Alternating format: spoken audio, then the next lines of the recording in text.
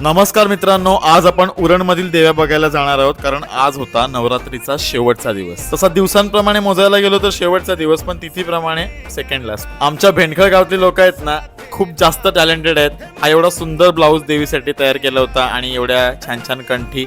So देवीचा आजचा look कसा वाटतो नक्की कमेंट करून सांगा। आज विठ्ठल मंदिरामध्ये मला किरणोत्सव बघायला मिळाला। डायरेक्ट देवाच्या चेहऱ्यावर सगळी सूर्याची किरण पडत होती। एकदम अद्भुत अनुभव होता। घरी आल्यावर उपवासाचे साबुदाणे वडे खाल्ले आणि अश्विनी वहिनीने दिलेले समोसे, पण ते नाही खाल्ले मी कारण उपवास आहे। आज खूप जास्त ऊन आहे, मग मी मेडिकलला निघालो। येताना मला ही मांजर भेटली उलव्यापासून सोबत। घरी येऊन जेवून मी लगेच मंदिराजवळ गेलो आणि हा संपूर्ण व्लॉग मी आपल्या दीपेश भोईर या यूट्यूब चॅनलला अपलोड केलेला आहे नवरात्रीचा 9वा दिवस करून। सो नक्की बघा।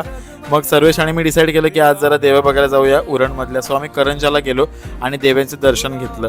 करंजाच्या देव्या बघून झाल्यावर आम्ही द्रोणागिरी आईला भेट दिली आणि मग नंतर उरणला गेलो। असा होता संपूर्ण दिवस। भेटूया उद्या।